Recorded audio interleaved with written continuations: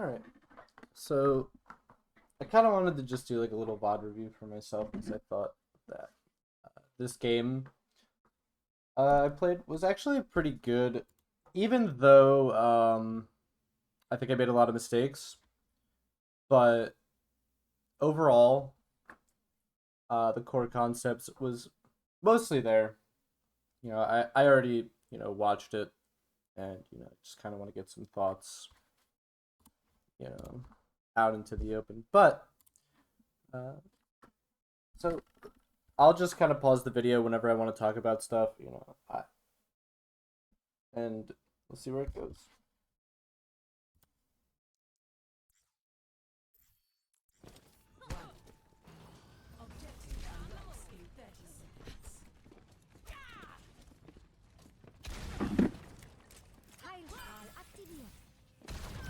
All right. Actually, so I'll pause right off the bat because uh, Farah is. I need to really explain to the Overwatch, but especially Farah is a game about getting the most value out of your character that you possibly can. So you have your Mercy Pocket. Use your rockets to shoot yourself and move faster across the map. I always do that, even though I'm really fucking it up and not really doing anything special, but I'm saving fuel. You know, this costs nothing basically, but some attention for my Mercy. You know, they're playing the game too. Make them pay attention. Whatever. Just shoot yourself. Oh, yeah, I had to go back to get it because she messed up. I don't know. Okay, so let's talk about why I'm doing this. Um, so typically, when I do a Pharaoh rollout, even with Mercy, I am looking to simply appear in the enemy backline. Um, and this is a very powerful tactic, um, especially if you can do it. It kind of has like a shock factor. Oh shit, there's like a fucking Pharaoh Mercy behind us. But I think I get caught for whatever reason. My team fucking followed me over here rather than going the normal direction. And, you know, I just decided to turn around and start helping them. And I missed like 1,000 shots on that game. So we're here now.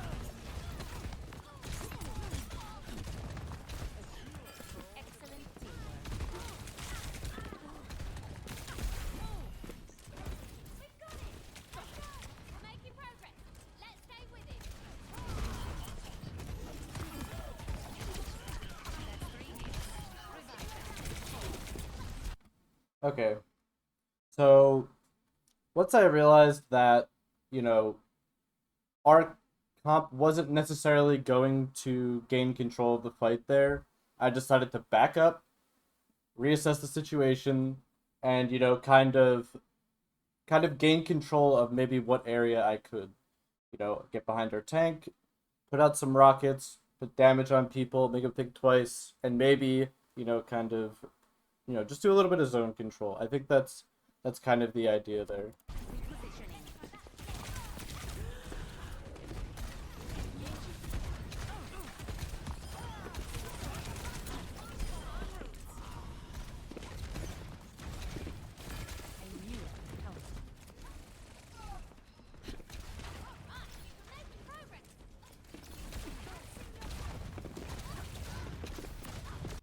All right. So we'll move into like the next phase of kind of so you've after you've won a team fight as Farah and you have a Mercy, even if you don't have a Mercy, what you want to do is start choking the enemy team. What do I mean by that? You want to start. It's kind of like Doomfist does it too a little bit. You want to start boxing them in and make them feel like their available playable map is very small.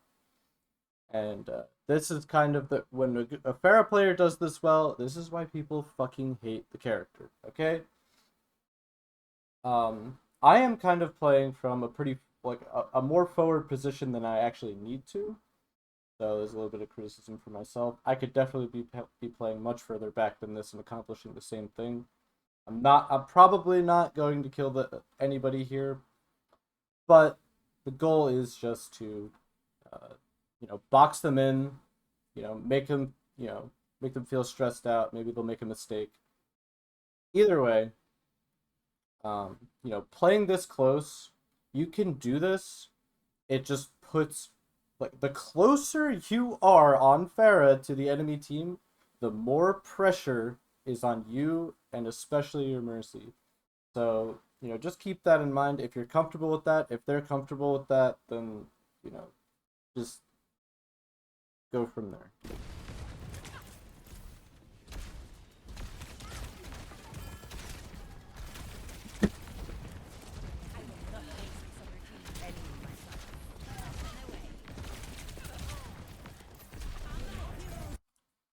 Okay.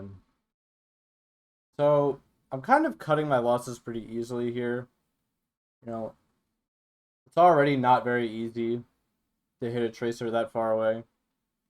But I am still, I backed up pretty quick, and my Mercy, Eudora, by the way, very, very fucking good player. Great support player. Incredible Mercy. They're my duo this game. So I trust them. They know what they're doing. They pop their Valk and they're going to help.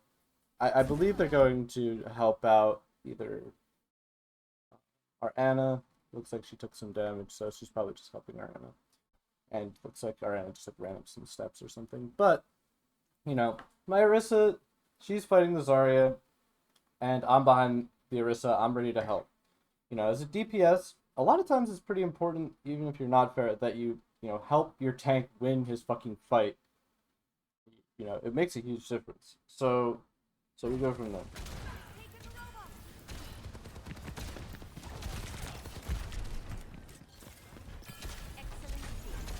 Okay.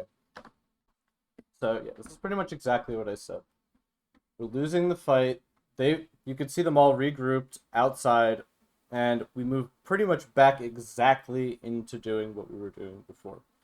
We're controlling what we have. What do we have?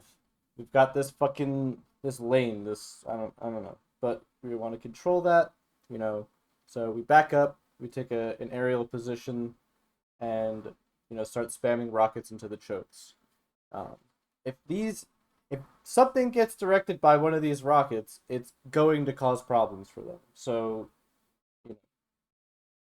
they don't want to push those areas, or they'll be more mindful when doing so. So just doing that, you're having good impact on the game.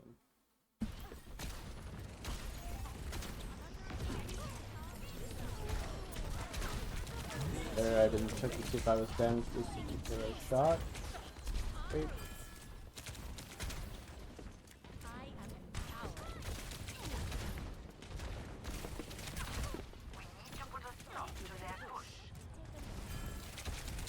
Okay. So honestly, what I'm doing here is exactly what you should be doing. I believe I'm about to get on top of the roof behind me and just, start causing problems for them. By existing in the sky, the only hero on their team that can actually threaten me, believe it or not, is the Anna. So, none of them are really going to be able to fucking do anything about it if I just get on top of that roof and I start raining rockets into that hallway. So, I don't know what the fuck that is. But just shoot there, use the damage boost. They're going to have a hard time pushing.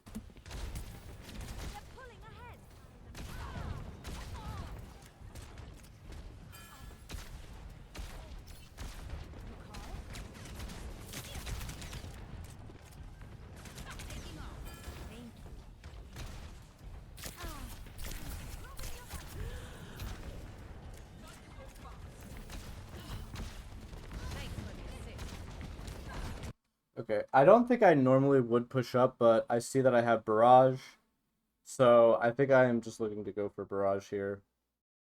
Plain and simple. That's all there is to it. And also, barrage is not really the most important ultimate to get immediate value out of by any means, so yeah, take that for what it's worth.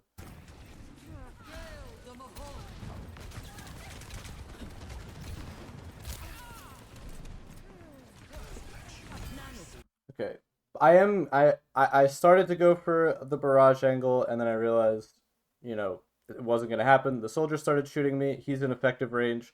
Back up, and I kind of want to stress this. Look for angles you can hover or shoot at that provide the most horizontal angle to the enemy's like chest that you possibly can. This is like actually something that's not obvious because Pharah can do this in so many different ways and cause so many problems on so many different maps. Being able to do that whenever you want, you're gonna cause problems. So you're just looking for very horizontal angles, and I see an opening, so I think I'm gonna push up in barrage here. Tracer is on board. Whereas Fade. Dora gets an insane res. Very good at predicting incoming damage. Tracer blinks into my rocket.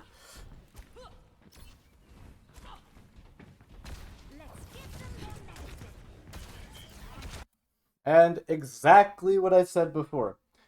You've won a fight on Pharah. What do you want to do? Take control of the map, choke them out. Make them feel like they don't have anywhere to go.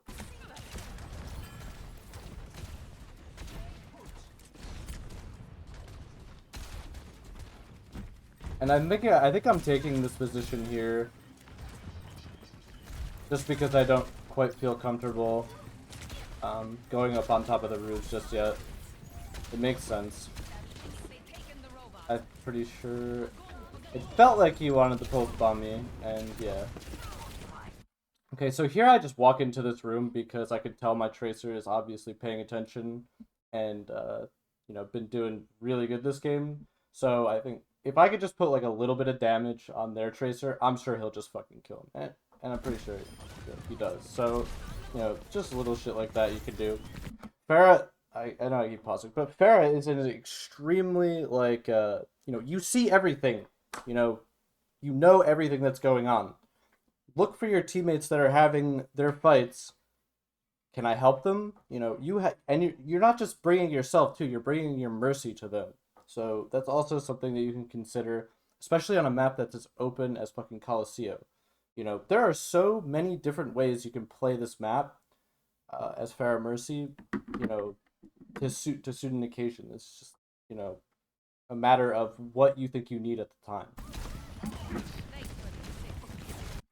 So they're obviously in backup mode, so I'm in chase mode. They're grouping up. That's great. Once again, this type of thing puts a lot of pressure on your fucking mercy. And you to land your shots. However, we're up. I'm feeling it. I think I'm going to hit my shots, so I push up, start attacking him. Zarya starts beaming me, and I survive, so I think it worked out.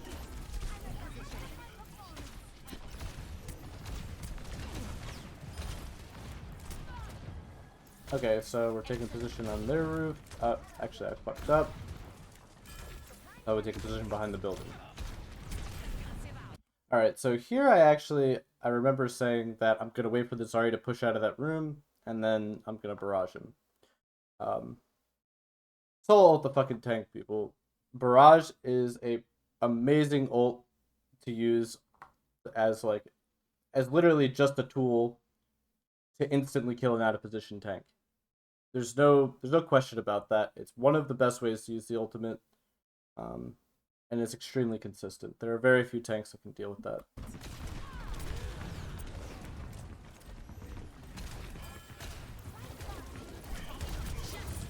Goes up here instead. And sleeps the echo.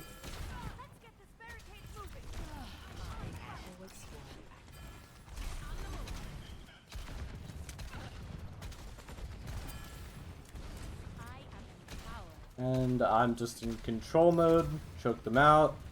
And this is pretty much, I think, ideal. I think I'm being a little hesitant because I see that Echo clearly wants to fight me. And he gets rinsed, but he distracts me long enough to where I don't realize there's a McCree just shooting away at me, but get the res anyway. Everything's fine. You know, taking this roof for cover.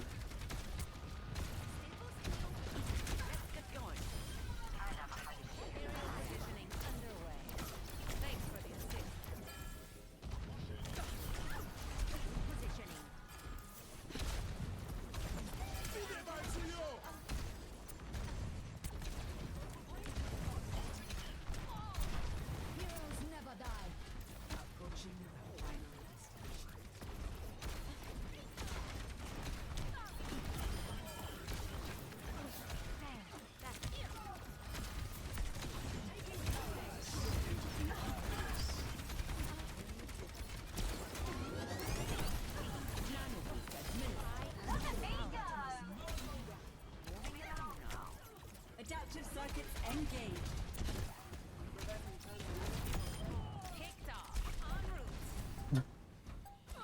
Alright.